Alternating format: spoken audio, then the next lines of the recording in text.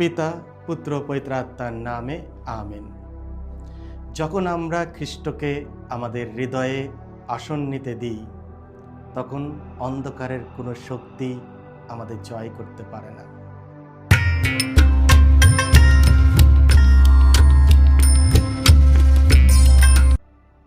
খ্রিস্টে আমার পরম প্রিয়জনেরা, আজ অক্টোবর মাসের 10 তারিখ শুক্রবার, আর আজকের ডেলি মান্না ঈশ্বরের বাণী প্রতিদিন নেওয়া হয়েছে লোকরচিত মঙ্গল সমাচার থেকে 11 অধ্যায় 15 থেকে 26 পদ। এসে আমরা ভক্তিভাবে আজকের এই বাণীটি শুনি। সেদিন যিশু এক অপদূতকে তাড়াচ্ছেন দেখে কেউ কেউ বলতে লাগলো, ও তো অপদূত রাজ বেলজেবুলের শক্তিতেই অপদূত তাড়িয়ে বেড়াচ্ছে। কেউ কেউ আবার যিশুকে যাচাই করবার জন্য তাকে এমন কোনো অলৌকিক নির্দেশন দেখাতে বলল যা ঘটবে আকাশে। কিন্তু তারা যে কি চিন্তা করছে তা তো তার জানাই ছিল। তাই তিনি তখন তাদের বললেন, বিবাদে বিভক্ত যে কোনো রাজ্যেই তো ধ্বংসের পথে এগিয়ে চলে, তেমনি বিবাদে বিভক্ত পরিবার ভেঙেই পড়ে। তেমনিভাবে শয়তান নিজেই যদি বিবাদে বিভক্ত হয়ে থাকে, তবে তার রাজ্যেই বা কেমন করে স্থায়ী হবে? তোমরা তো বলছো যে আমি নাকি বেলজেবুলের শক্তিতেই অপদূত তাড়িয়ে বেড়াই। এখন আমি যদি সত্যিই বেলজেবুলের শক্তিতেই অপদূত তাড়াই, তাহলে তোমাদের শিষ্যরাই বা কার শক্তিতে অপদূত তাড়ায়? তাই তোমাদের যুক্তি তারাই বিচার করে দেখুক। এদিকে আমি যদি ঈশ্বরের আপন শক্তিতেই অবদূত তাড়াই, তাহলে বুঝতে হবে ঐশ্বর রাজ্য ইতিমধ্যে তোমাদের এখানে বাস্তব রূপ পেয়েছে। কোনো বলবান লোক যখন তার সমস্ত অস্ত্র নিয়ে নিজের প্রাসাদ পাহারা দিতে থাকে, তখন তার ধন সম্পদ নিরাপদেই থাকে। কিন্তু তার চেয়ে বলবান কেউ যদি হঠাৎ তাকে আক্রমণ করে, তাকে পরাস্ত করে ফেলে, তাহলে যে সমস্ত অস্ত্রের ওপর তার এত ভরসা ছিল, সে তা কেড়েই নিয়ে যায় এবং তার কাছ থেকে লুণ্ঠিত যা কিছু সে সবই ভাগ করে দেয়। জেনে রেখো, যে আমার সপক্ষে নয় সে কিন্তু আমার বিপক্ষেই। যে আমার সঙ্গে সঞ্চয় করে না সে তো কেবল অপচয় করে। অপবিত্র কোনো বিদেহী আত্মা যখন কোনো মানুষকে ছেড়ে বেরিয়ে যায়, তখন সেই আত্মা বিশ্রাম করার মতো কোনো জায়গার খোঁজে জলহীন যত প্রস্তরে ঘুরে ঘুরেই মরে। তেমন জায়গা খুঁজে না পেয়ে সে বলে, যে ঘর ছেড়ে আমি বেরিয়ে এসেছি, আমি বরং আমার সেই ঘরেই এখন ফিরে যাই। সে ফিরে এসে দেখে ঘরটি তো ঝাড় দেওয়া, বেশ সাজানো গোছানো। তখন সে গিয়ে তার নিজের চেয়েও দুষ্ট আরও 7টা বিদেহী আত্মাকে সঙ্গে নিয়ে আসে। তারপর তারা সবাই ভেতরে গিয়ে সেখানেই বাস করতে শুরু করে। তার ফলে লোকটির এই যে শেষ দশা, তার আগের দশার চেয়েও তা শোচনীয় হয়ে দাঁড়ায়। এই হলো প্রভু যিশুর মঙ্গল সমাচার। প্রভু যিশু তোমার মহিমা উচ্চারিত হোক। শয়তানের যন্ত্রণা। খ্রিস্টে আমার পরম প্রিয়জনেরা, আজকের মঙ্গল সমাচারে যিশু আমাদের আর্থিক জীবনের প্রতি অবহেলার বিপদ সম্পর্কে সতর্ক করেছেন। শয়তান সবসময় সুযোগ খুঁজে বেড়ায় আমাদের বিপদে নিয়ে যাওয়ার জন্য। তাই আমাদের আর্থিকভাবে সজাগ থাকতে হবে যাতে তার ফাঁদে না পড়ি। আজকের মঙ্গল সমাচারে যিশু এমন এক ব্যক্তির কথা বললেন যিনি এক দুষ্ট আত্মা থেকে মুক্তি পেয়েছিলেন, কিন্তু সেই দুষ্ট আত্মা বেরিয়ে যাওয়ার পর বিশ্রাম জায়গা খুঁজে বেড়ায়। এটি দেখায় যে দুষ্ট আত্মারা অস্থির, তারা কোথাও শান্তি পান না। যখন সেই আত্মা বেরিয়ে যায়, মানুষটি কিছুটা স্বস্তি অনুভব করে, কিন্তু যদি সে তার হৃদয় ঈশ্বর দিয়ে পূর্ণ না করে, তবে সে আবার আক্রমণের ঝুঁকিতে থেকে যায়।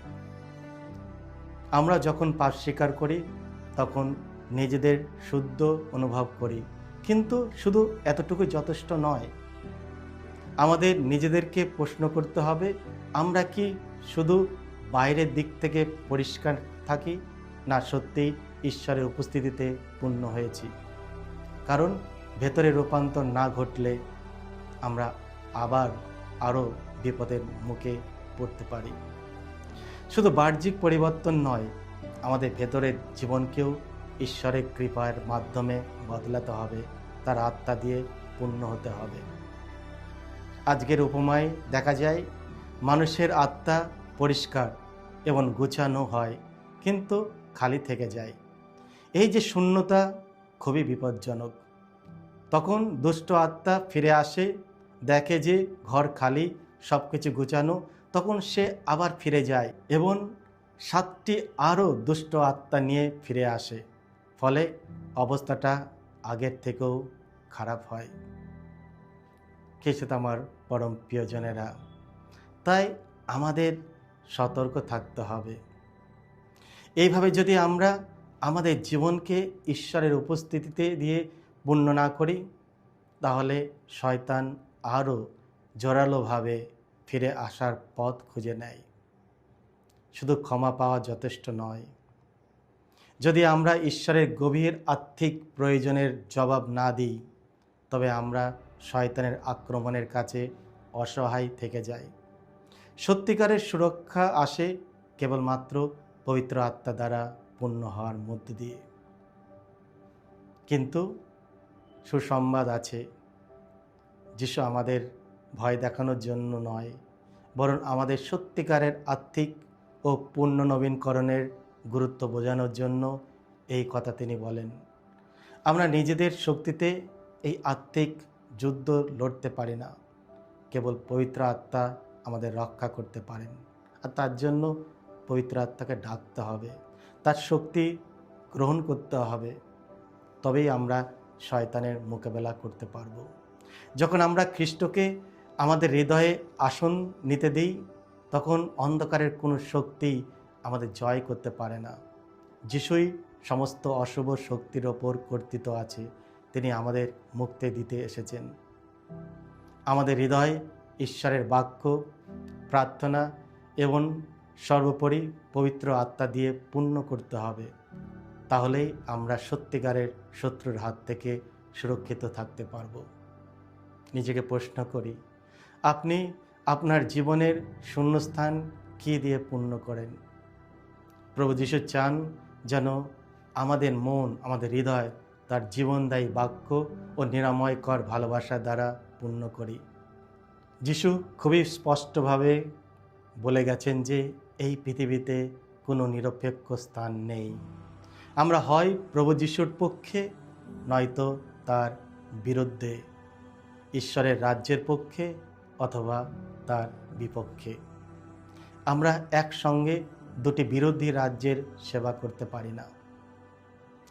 শেষ পর্যন্ত কেবল দুটি সর্বজনীন রাজ্যই রয়েছে, ঈশ্বরের রাজ্য যা আলোক ও সত্যের রাজ্য, অন্ধকারের রাজ্য যা ঈশ্বরের সত্য ও ন্যায় বিচারের বিপরীত দাঁড়িয়ে এবং শয়তানের মিথ্যা ও প্রতারণার পরিচালিত। যদি আমরা ঈশ্বরের বাক্যের অবাধ্য হই, তবে আমরা নিজেদের জীবনের পাপ ও শয়তানের প্রতারণার জন্য দরজা খুলে দিই। যিশু কি আপনার মন, হৃদয় ও গৃহের প্রভু? যদি আমরা সত্যিকারের স্বাধীনভাবে বাঁচতে চাই, তাহলে আমাদের ঘর, আমাদের হৃদয়, অর্থাৎ আমাদের অস্তিত্ব অবশ্যই যিশুর দ্বারা পূর্ণ হতে হবে, যেখানে তিনি প্রভু ও ত্রাণকর্তা হিসাবে রাজত্ব করবেন।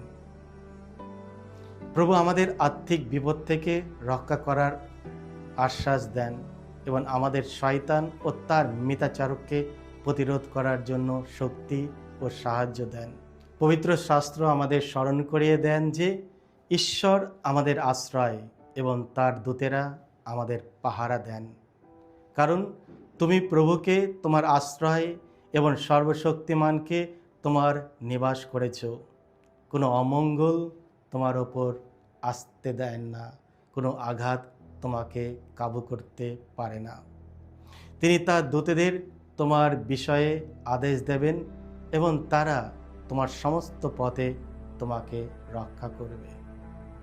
সামসঙ্গীত 91:9-11। এসো আমরা প্রার্থনা করি প্রভুর কাছে, যাতে তিনি সবসময় আমাদের অশুভ থেকে আমাদের মুক্ত করেন। এসো প্রার্থনা করি।